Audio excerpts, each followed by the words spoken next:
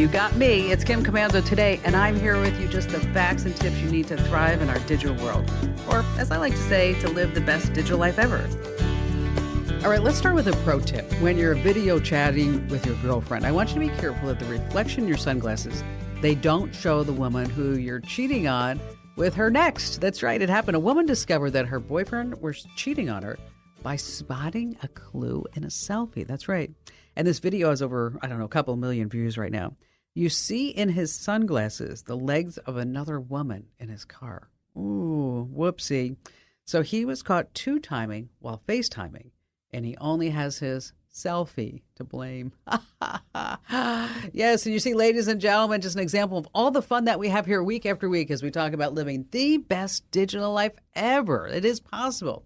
I'm, of course, Kim Komando here with you once again. You can find us on over 425 top stations from coast to coast, and we're streaming in your favorite radio app. And, of course, you can find us streaming as a podcast, as a webcast, 24/7, whenever you want, over at getkim.com. And there's also 3 months of archives over at GetKim. So if you ever sit there and go like, wow, I was wondering what Kim said about that. Well, head over to getkim.com for that.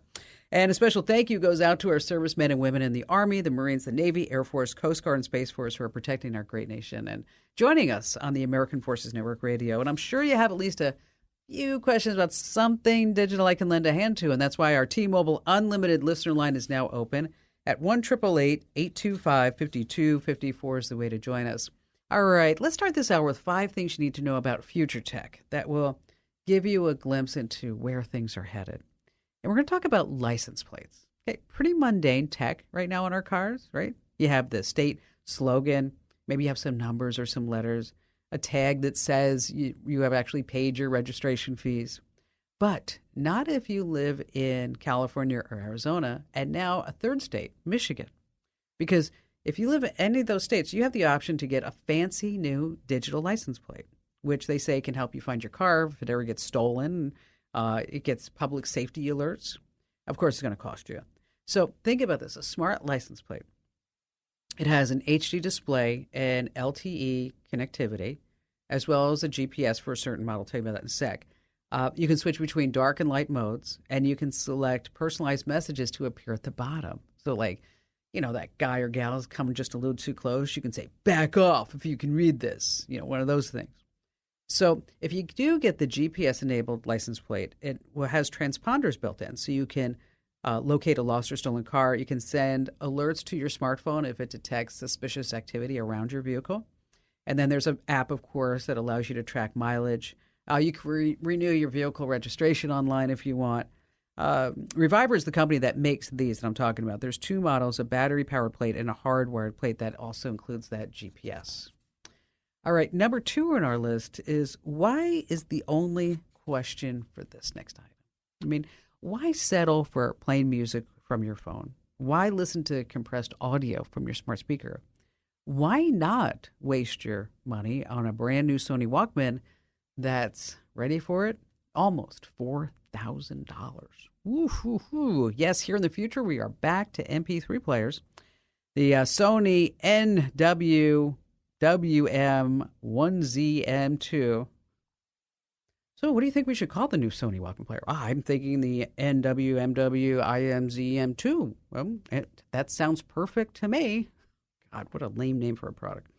Anyway, it's a $3,700 MP3 player. It has a 99.99% pure gold-plated, oxygen-free copper chassis. I guess that's important. A 5-inch 720p display. An upscaling algorithm for CD quality, 16-bit, 44, 48 kilohertz audio. You get a 256 gigabyte expandable storage for your tunes, Wi-Fi streaming, 40 hours of battery life.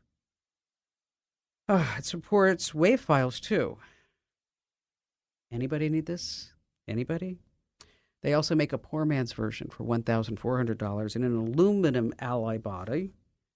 They say low resistance, oxygen-free copper cable, and only 128 gigs of space. So that's an MP3 player for $1,400. The other one's $3,700. Not for me. I'll just say to this future music tech, adios. Get it? Adios? Audios? Oh, come on. That was actually a good one. All right, number 3, look up in the sky. It's a bird, it's a plane. No, it's toilet paper. That's right. By the end of 2021, Amazon's massive fleet of delivery drones was supposed to be filling the sky, bringing everything from toothpaste to laptops right to our door. Well, one Sunday evening about 9 years ago, Jeff Bezos confidently predicted on 60 Minutes that by the fall of 2021, Amazon's delivery drones would be everywhere. No, they're not.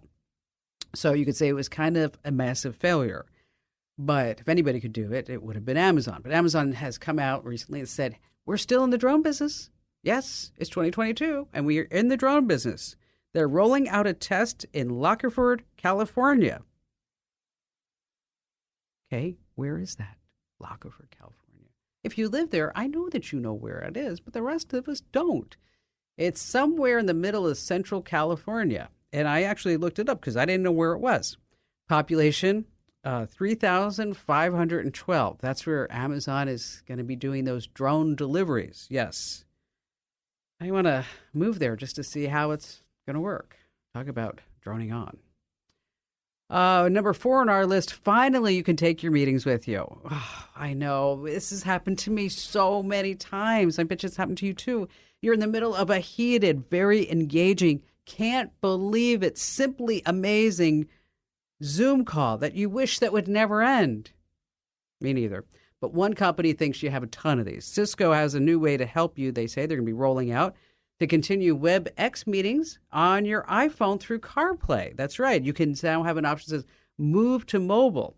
So you can move the phone call from your desktop to your iPhone by scanning a QR code, and then CarPlay will continue the meeting the moment you plug your iPhone into your car. But wait, there's more. An update coming later this summer will give you the option to listen to past WebEx video call recordings. Yes. Imagine, wait, we could put these technologies together. Imagine being able to listen to video call meetings on your $4,000 Sony Walkman. Yes. Oh, gosh, just pinch me. The future is here. Finally, number 5, always remember a squid goes into battle well armed. I'm talking about Squid Games, of course, that South Korean survival drama TV series on Netflix. I watched it. I thought it was actually really good. In case you did, it had 9 episodes, tells the story of 456 people who are just loaded with debt. They're competing for this cash prize, and they are put in a deadly series of children's games. Now, the first one starts us out with a bang, literally. It's the game of red light, green light, where if the giant doll catches you moving, it turns around and you get shot. Squid Game was released, let's say, September 17th, 2021. I looked that up. It's Netflix's, they say, most watched series. It's the top viewed program in 94 countries, attracting more than 142 million households. Wow. 1.65 billion viewing hours during its first 4 weeks from launch, surpassing Bridgerton for the title of the most watched show, Squid Games. That's right. Well, the reason that I bring this up here is that they just renewed it for a second season. They beat Netflix, and it's going to be broadcast, they say, late 2023, early 2024. And I know what you're thinking. That's incredible. Squid Ink. All right, coming up in just a few minutes. This is really interesting to me. You might be wondering, if every time you saved a Wi-Fi network on your device, what happens to that data? What really happens? I think you're going to be fascinated by that. We're also going to tell you how you can know current traffic conditions before you hit the road, and also later on a hidden privacy report to check with your phone. And Ali Seligman, our amazing content queen, is going to be on board with us to share some of her helpful tips and insights. And of course, we have all of your phone calls still to come here on the Kim Komando Show. At Grainger, we're for the ones who specialize in saving the day, and for the ones who've mastered the art of keeping business moving. We offer industrial-grade supplies for every industry, with same-day pickup and next-day delivery on most orders, all backed by real people ready to help. So you can get the right answers and products right when you need them. Call, clickgrainger.com, or just stop by. Grainger, for the ones who get it done.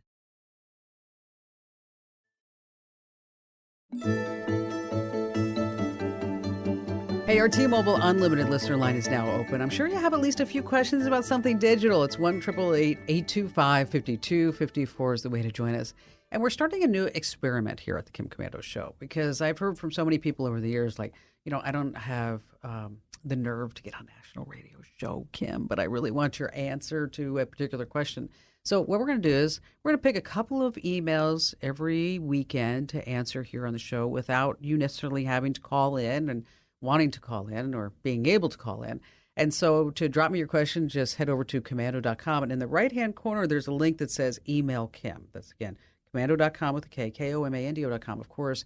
And in the right-hand corner, there's a link that says Email Kim. All right, coming in just a few moments, what's going on with all these Wi-Fi network passwords that you've saved over the years? And how about we start with Scott in Oakland Park, Florida. Hi there, Scott. How are you, Kim? I'm great. What's going on in Oakland Park that I can lend a hand to? I've got a contact management system I've used for years and years, but I just think maybe there's something better out there. What are you using? ACT. I used to use ACT. I've heard you say that. Yeah, I used to love ACT. I used to I had my world on ACT, and then they got sold, and then they changed it around, and then, I don't know, it just wasn't the same. I paid for an upgrade and didn't install it for a year because it was working okay, and then they just abandoned it and said, "Oh, you got to get a new upgrade." And I'm like, you know what? Maybe I need to get a new system. That's why I'm calling.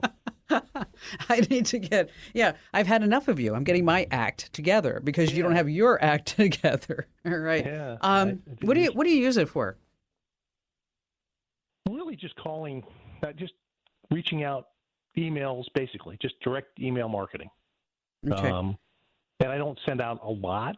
I've got about 350 customers that I keep in contact with. And sometimes I have attachments. So ACT works for that because you can have an attachment for that and it goes through Outlook. Okay. If I just do a mail merge through, at least I can't get it to work, a mail merge through like a Excel list, I can't get it to work to have an attachment. And then when you're sending out these 300, you don't do it at once, right? I try to. I try to do groups. Okay. Unfortunately, I try to do groups of 10, 20. Have you ever thought 50? Let me before I ask you this question. Do you call these people on a regular basis that you need to keep track of, or is this just strictly email? No, I speak to them as well, and I do keep notes and all right, whatnot in there, and events sometimes for some of them. Okay, well let's talk about the email, then we'll talk about the CRM. Okay. If you're sending out 300 emails at once, you don't really know who's opening them, right? I mean, you don't know unless the address bounces back, then you know that it's a bad email address. Right. And so what I'd like you to do is just try it. Just try it once. And I think once you try it, you'll be like, oh, okay, I get what Kim's talking about. Is that you want to use a service like MailChimp or Constant Contact. And so what happens is that you're going to export out of ACT. You can export all your email addresses for your clients. Right. And you can also export first name, last name, whatever it may be. And then so this way in the subject, it'll say, Scott, here's a new deal for you, or whatever it may be. And then you can say, hey, Scott, blah, blah, blah. Okay. But then they also have these templates. And the templates are made so that this way we know that they work on desktop, Android, smartphone, iPhone, Huawei, whatever it may be. And so they're responsive. But in addition to that, you get reports at the end that says, hey, Kim opened up the email and she opened it twice. And as a matter of fact, she clicked the link. And so maybe you ought to call Kim because it sounds like she's interested. Okay. So you get a lot of intel there that you don't get just by sending out mass emails. And it doesn't cost you anything unless you hit like 10,000 folks. It's free. On the bottom it says brought to you by MailChimp, like whatever. Okay. But you get tremendous email marketing statistics. I mean, we send out like 20 million emails a month, not through them. We have to use our own servers. But that's the other thing, too, is that you're not put on a spammers list. Okay? Because if you send email, then all of a sudden now you're on a spammer list. Okay, so try look at Constant Contact. That's what I use for my sister. We use MailChimp here for some of our direct marketing to some of our advertising agencies. But either one's good. As far as with ACT, what we're using for CRM is a program called HubSpot, HUBSPOT. It's free. It has some premium features. We tried Salesforce. It was way too much money and way too much overkill. Okay.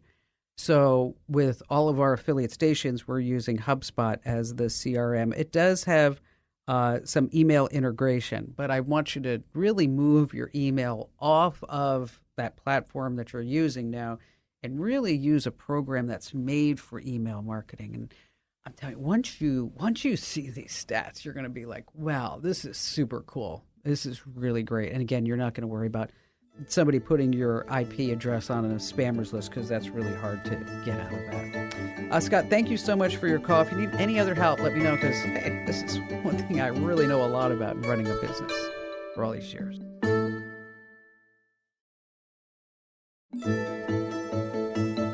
All right, if you ever want to go back in time, this is really interesting. Whether you're on Windows or Mac, you can see every single wireless network you've ever connected to along with the network's password. I mean, on my Wi-Fi list, I found airport terminals, friends' homes, a reminder that I should have left a bad Yelp review at a horrible Italian restaurant. I should have done that.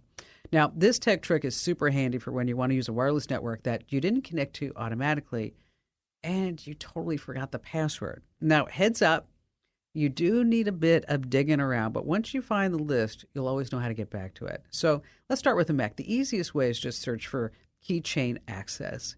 And then you're going to go into passwords, get the Wi-Fi network, and you'll see the password. Again, that's in your keychain access.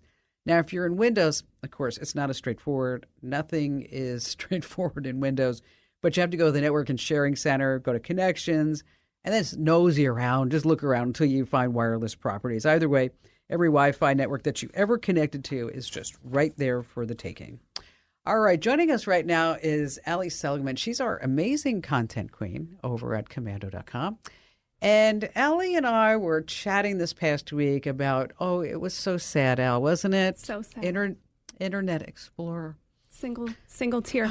I'm a positive person. I hope for the best. And I don't really, like to celebrate the demise of anything. But this is one we have been waiting a long time for. 27 years, right? 27 years. Let's take a little flashback. God. So it came out in 1995. That was the year Apollo 13 came out. Okay. That was the year that Michael Jordan came out of retirement, said, you know what? I'd rather be the world's best basketball player than a pretty mediocre baseball player. Okay. Good move. Yes. Also the year Steph Curry, speaking of basketball, just won his 4th NBA championship this week. He was 7. Oh, my. That kind of does, you know what? That's like years before Ian was born. Yes. Yeah. When you start thinking back like 1995. Right. Yeah. It almost doesn't sound long ago, but it was a long time ago, 27 years. Of course, when we talk about Internet Explorer and the history, I have to mention the antitrust lawsuit. The government sued Microsoft. That was back in 2001 because, it came packaged with Windows, but you couldn't uninstall it. You couldn't change your default. And thanks to all that, now that's why we can use whatever browser on our computers, our phones, our tablets, whatever we want. So maybe you loved Internet Explorer, maybe you hated it, but this definitely is the end of an era. Yes, it is. But, they're keeping us on edge. Oh, sorry. Okay, that's a professional segue. Thank you. So if you are still using Internet Explorer, 1, why? And 2, please stop. Really, you shouldn't use it anymore. It's just downright dangerous. My preference really, I know Chrome is the big one. My preference is Edge on a PC and Safari on a Mac. I just think they work better. They use less of your computer's resources. And I have this talk with Barry all the time. Okay. Because he is just bent on using Firefox. I mean, loves Firefox, loves it. But I'm like, and then he'll say this doesn't work or that doesn't work. Okay. And I'm like, you just need to use Safari. Okay, just make life easier. It's made to work with your Apple. Just do that. Yeah, they do just work really nicely. Another good option if you really are security focused, which Firefox is. Brave is also a good one. But yeah, those standards that are really meant to work with your computer, those are the best. But, also Chrome is the number one browser right now. Oh, far and away. And that is, really what took over. Once Internet Explorer started to lose its hold, Chrome stepped right in. It was really like 2002, 2003. That's when Internet Explorer peaked. Everyone was using it because we couldn't get away from it, and everybody had a Windows computer. But yeah, it's been quite a long time now. Chrome is the big hitter. And so that's retired. What else has been retired? That is a great question. Yeah. So when we're talking about things like programs, services, devices, once they stop getting security updates, they're just dangerous to use for lots of reasons. If there's a new vulnerability, it's not going to get patched. So I've got 3 things that you really need to say goodbye to. First up, the Amazon Echo. No, not all of them, but the first generation Echo. There was actually a new study. So there's a consumer company called Which, and one of the things they do is try to hack into devices and see how safe they are.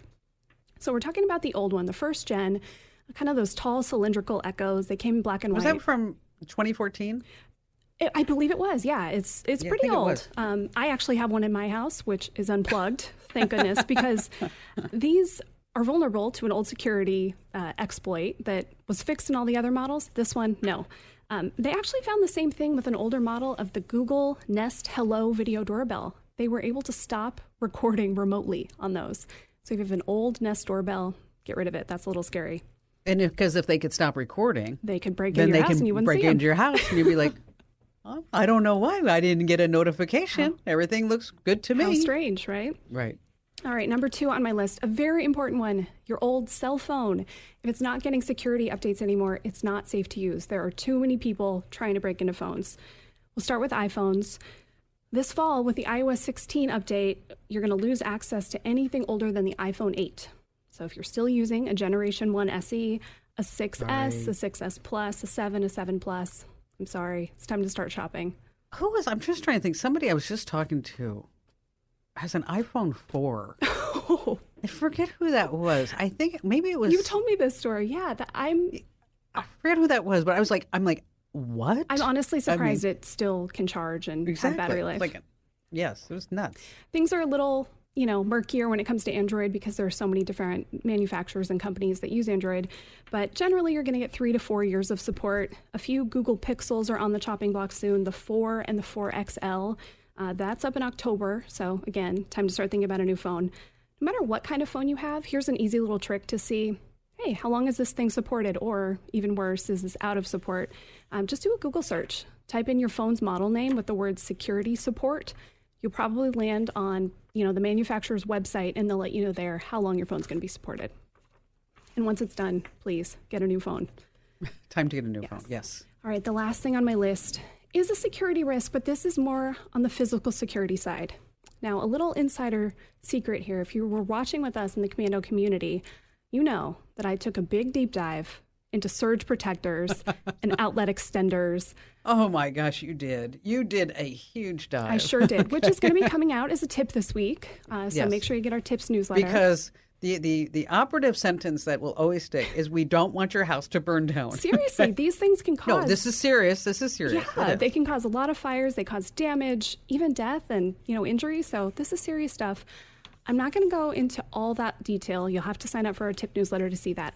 But I will say, if you have any of those old metal surge protectors or outlet extenders, the ones I'm talking about, they look, we'll say vintage. Yes. If you have any that has a coax connection, these are old and you should stop using them. Also, if you have any that have one of those little burned out, outlets on them, please do not just move to the next one. You need to get rid of the whole thing because there's some internal damage. A good rule of thumb is about every 5 years. Might seem wasteful, but better safe than sorry, right? Nobody wants a fire. I've noticed we've been getting a lot of calls about Chromebooks. It seems like over the last couple of shows that we've had different people saying, it's a Dell Chromebook that is suddenly expired. A lot of people don't realize that the Chromebook comes with an end of life. It does indeed, which is really nice, and you should check this before you buy one. We're actually going to have another story on Komando.com that's all about this, and we're going to show you how to check based on the model that you're looking at how much life it has. It's a little tricky. Google says Chromebooks get about 8 years of support, but the trick is that's from the time the very first one of that model was manufactured. So not when you got it. Exactly. Right? So if it's years old, you could end up with one that's, only got a couple years left. And so end of life means no more updates. No more security updates, no more patches, any of that stuff. One more thing, and good call, Kim. We are going to have that on the site. We also have information on routers. You shouldn't use any more security cameras, Kindles, even old laptops, things that just put you in danger. But I do want to close this circle. We started with Microsoft, so let's end with it. Windows 10. Maybe you're wondering, okay, Windows 11 is out now. Does that mean that I'm going to have to get rid of 10 anytime soon? Good news. If you don't want to upgrade, or maybe you're like me and your PC can't handle the Windows 11 upgrade. Right, yes. Windows 10 is going to be supported through 2025. All so right. we've got a good long while with that. Of course, different story for Windows 7. I know that some of you are still using it because you don't like change, and you really shouldn't. Support was up for that in 2020. So please, I'm begging you, update. I'm telling you right now, Allie, there is some guy who's looking at his phone or the radio or the TV or the screen, whatever it may be, and he's saying, yeah, but, I'm still using Windows XP, and it works for me, and I love Windows XP. Allie Seligman, you can't get me to update. Yeah. Yes, exactly. You should update, sir, please. Yes, it's going to be, we're going to get the email, I guarantee you. Bring it. Okay. As a matter of fact, why don't you just bring on the email, okay? So if you're using Windows XP, just let us know so that this way we can make fun of you properly instead of just, through this screen. Yes, so, we will call you out by name. I love Windows. Yes, I love Windows XP. I use it. I love it. They do. I'm telling you, they do. All right, so we've got a lot of exciting things happening at Komando.com. So if you're not already getting our tips, newsletters, make sure that you do. Head over to Komando.com/subscribe. And Allie, once again, thanks for joining us, and great job as always. All right, it's time now for a wonderful tip. And this week it's brought to you by iDrive.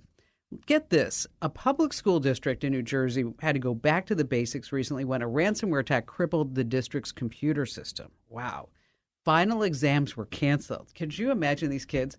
I mean, no more snow days, ransomware days. That's right. The teachers found themselves dusting off old overhead projectors. Just imagine student records permanently lost. Having a reliable backup of important data is so important. I've used and recommended iDrive's cloud backup service for so many years. And for good reason. It's easy to use. It's affordable. It includes generous backup space, so you just have plenty of room. And iDrive can be used to back up all your devices, your PCs, your Macs, your servers, your smartphones, and more. And what's wonderful, it does it all into one account. And with iDrive snapshots, you can roll your data back in case of an attack to a previous state. It's a great feature to have in this fight, this constant fight against ransomware. Plans start at less than $7 a month, and use my name Kim at checkout. You'll get 90% off of the first year. Just go to iDrive.com, use my name Kim. Once again, that's iDrive.com, and you want to be sure to use promo code Kim. All right. I just used this the other day. Okay, I needed to get from LA to LAX. And I looked and it said, well, it would be 25 minutes. And I'm like, I wonder what it would be at 9:30. So I went and I said, well, if we leave at 9:30, how long would it be? Be 45 minutes. Well, that was because of traffic. And so what happens is that Google will actually estimate how long it's going to take based on previous traffic conditions. So, if you look at traffic, how long it's going to take at 9 a.m., 15, 20 minutes is a lot different than 45 minutes. And you don't want to be sitting there, in traffic because gas is so expensive. And it's just, you don't want to miss a flight or anything like that. So actually, whether you're using Apple Maps or Google Maps, there is a secret. Both will predict pretty accurately what traffic you're going to hit at a future time, at a future date. And if you're using Apple Maps, here's how you do it. You select your destination, tap on Leave Now. And from there, you can select a date and time that you want to leave by or arrive. So if you need to get to LAX by 10:15 or whatever it may be. On Google Maps, you search for directions, tap the three dots, and then you want to set depart or arrival time. They're going to show you how long the trip is going to take at that future date based on what traffic conditions are normally like at that time of day. It's really super sweet. All right, still to come, we have more of your phone calls, and then later on this hour, a hidden privacy report to check on your phone. And of course, you have more of me, Kim Komando. All right, back to the phones we go with Joseph in Naples, Florida. Hello there, Joseph. Hello, Kim. How are you today? I'm fantastic now that you called me. Well, listen, I've got a small problem that I would like to alleviate, and Okay. I know that you're the person that's going to give me the straight answer. All right. I travel Pressure's a lot. on. Okay. There you go. I travel a lot. I am the company safety officer for a large lumber company. Wow, and okay. I travel between 24 stores all the way from the Florida Keys up to New Jersey. Now, whenever I'm traveling, if I get a phone call, normally I get one of the newer cars, and if I get a phone call, it's not a problem. I can answer the phone call. But if I'm asked a specific question that I keep on all my brains, I've got to pull over to the side of the road, take out my phone, and hook it up with a hotspot, and then hook it up to my laptop. Well, the problem is, as soon as it hooks up to the laptop, number one, it says not a secure connection. Mm-hmm. And the next thing it does is it starts to slow down.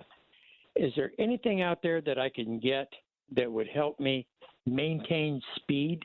I know it's not going to be as fast as it is in my house or at one of the locations, but I can probably. Yeah.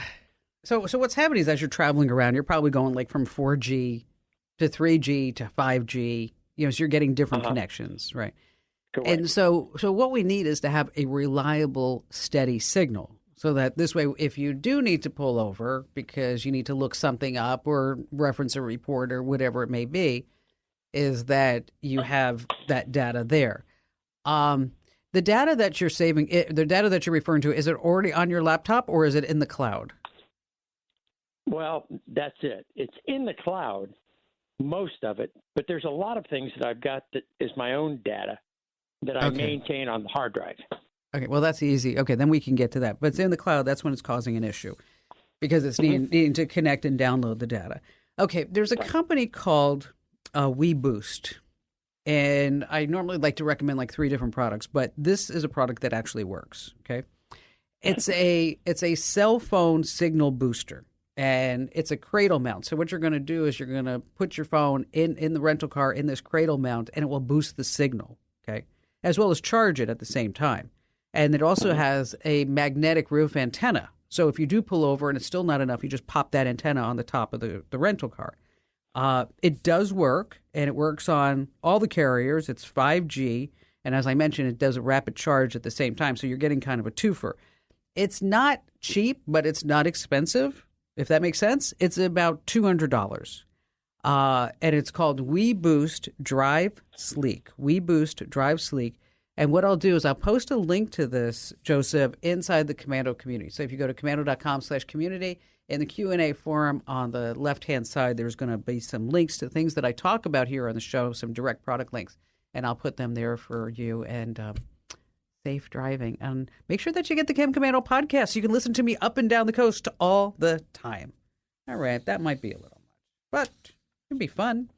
And okay, there are like millions of apps in the Apple and App Store. And you might not know this, but on your iPhone, there's a hidden feature called the App Privacy Report. It shows you how often apps access your data, what kind of data, whether it's your camera, your mic, your location, contacts, and more. But you have to turn it on. And so what you want to do is just do a search for App Privacy Report and turn it on. The Android version, not as polished, but they call it the Privacy Dashboard. Once again, the Privacy Dashboard or the App Privacy Report. Definitely worth checking out on any smartphone. Hey, thanks for joining us. And don't forget, 24/7, you can always find me on our website. That's komando.com, KOMANDO.com. One more thing, make sure that you sign up for our free tech newsletters delivered right to your inbox. Head over to komando.com/subscribe now while you're thinking about it. Once again, that's komando.com/subscribe. And thanks for listening. I appreciate you.